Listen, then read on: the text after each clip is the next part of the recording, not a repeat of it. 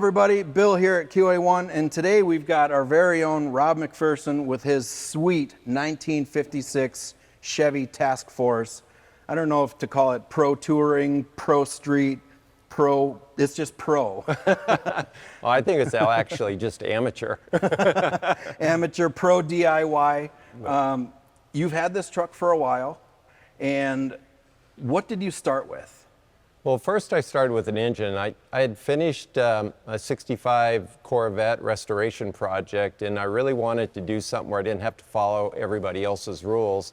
And so I bought a big block Chevy engine and said, that's what I'm going to build. And then I started looking for a vehicle, and eventually ended up getting this this 56 pickup in like 2013 is when I first got it. So. And what kind of condition? Did you buy a truck that was in decent shape to start with, or? Well, it was an abandoned project I found over in Wisconsin. It originally came from Georgia, but a guy had it in his garage for 10 years, like many things, and you know, it was rough around the edges and needed a lot of work. It needed your third stall. Exactly. So you built this entire truck in the third stall, and we'll get into some of the details, but you've had a hand in virtually everything on this truck. Yeah, I really enjoyed the fabrication process, so I did everything on the truck except for rebuilding the transmission. So everything else is mine. So the sheet metal work, the upholstery on the seats, the bead rolling, and were these all skills that you had going into the project, or did you learn things along the way that you knew, or were there things that you wanted to learn that you said, that's a good way to learn that thing?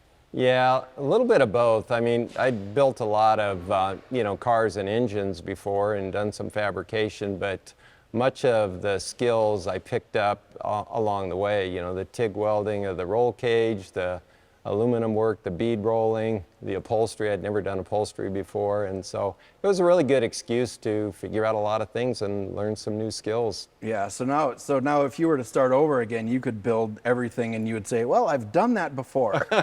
And I'm sure I could do it a lot better the second time around. Cool. Well, you'd mentioned a little bit the engine. Tell us a little bit, like what kind of engine is it? What did you build? What did you? So it's a big block Chevy. It's you know, a typical 496, so 60 over with stroker in it, and it's got aluminum heads and, you know, just an old school big carburetor on top of it. Carburetor, nice. I like it. So good hot rod engine. So carbureted big block Chevy engine, and what did you do for the transmission? I went to Extreme Automatic, and it's a 4L80 full manual valve body. With a trans brake and lockup converter, so they did a nice job on it. I've been really happy with that. Trans brake, you ever use that on the street? Well, yeah, probably. Once or twice? You know, I've been out to the drag strip a few times with it, where it comes in handy. Yeah. What did it run the drag strip? The best it's run is 1090s Wow. at, you know, like 125. That's a fast truck. I definitely was happy to say I wanted a 10-second street car, so that was fun. Wow, very cool. So the front end, these would originally have had a coil springs with a solid axle, or was it leaf spring solid axle? Yeah, yeah. So it's got a first-gen Camaro subframe on the front that I grafted onto the original frame rails. Oh, cool. So, and then what kind of, still stock steering, or what did you do for steering?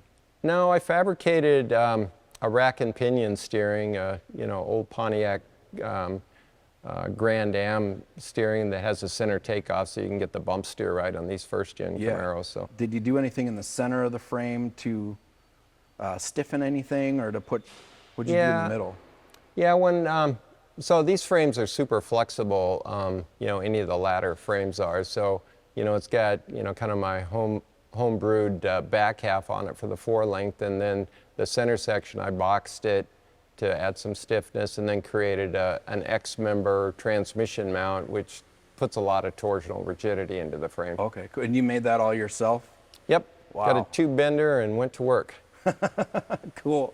So you mentioned briefly, I was headed there, in the back of the truck, you've got a four-link? Yes. Parallel four-link?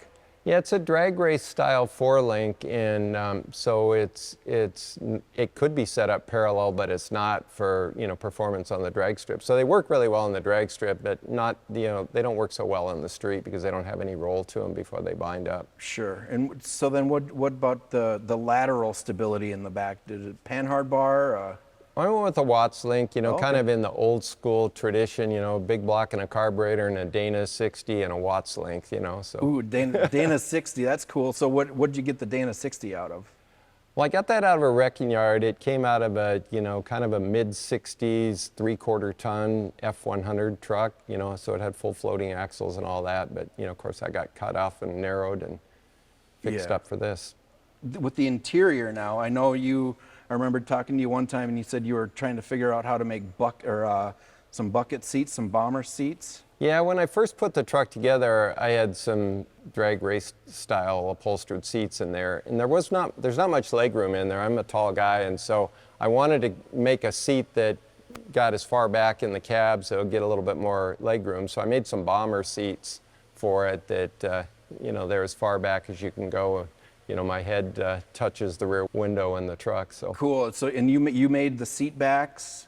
yeah, it was that was another fun project. I'm always inspired by the bomber seat, so I wanted to make a pair of those. Yeah. So you kind of had this project of like I want to do this project, and this is just the canvas to which you can apply it. Yeah, something like that. It's a good way to put it. That's awesome. I think it's really cool, and I know something I missed or skipped over briefly, but the headers that are on this truck are fender well headers. Yeah, so when, the engine's set back, so the firewall's cut and the engine's set back a little, so, there was no chance of finding any headers that fit. So I started with some fender well headers for a 57 Chevy, which is really common, and, none of the tubes were in the right place, so I basically cut them all off at the flange and then fabricated the headers and then started routing the exhaust back to wherever I could fit it in there. Wow. Originally, they dumped right before the rear tires, but after Power Tour and listening to that, I decided to route them to the back. Well, and I love the center exit that you put on there because, it's pretty typical to see two pipes separated. It's traditional. But to see them routed right out the center like the way you did, I think, especially when it starts up, you just see this, puff of exhaust come out the center of the truck. It's so cool. Well, I love it. Yeah, that was the only place that they would fit. So I said, I think I like center exhaust. I love this truck. I love seeing it on the road and in the parking lot, but I've never ridden in it, and I can't wait to hear it from the passenger seat. So what do you say we go take a rip? Let's go drive it.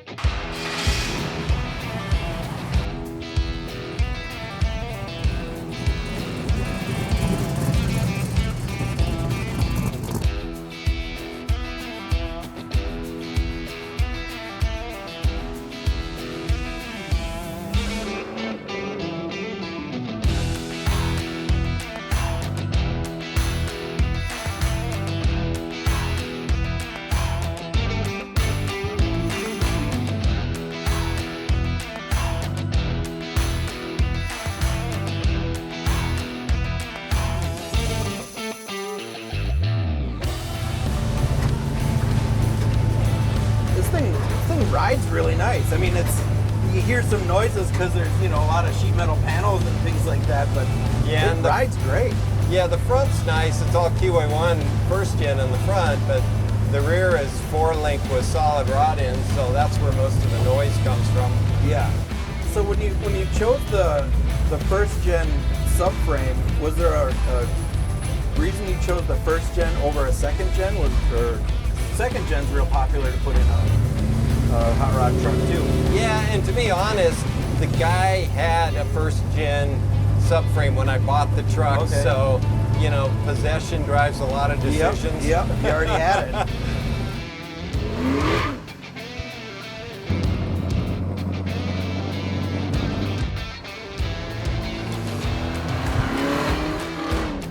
I've got this manual switch for the lockup converter, so when you're on the highway, you can just put it in there and it'll cruise at like 70 at 2,500. Really? It's got some 410 gear in the back, but the tires are so tall. Yeah.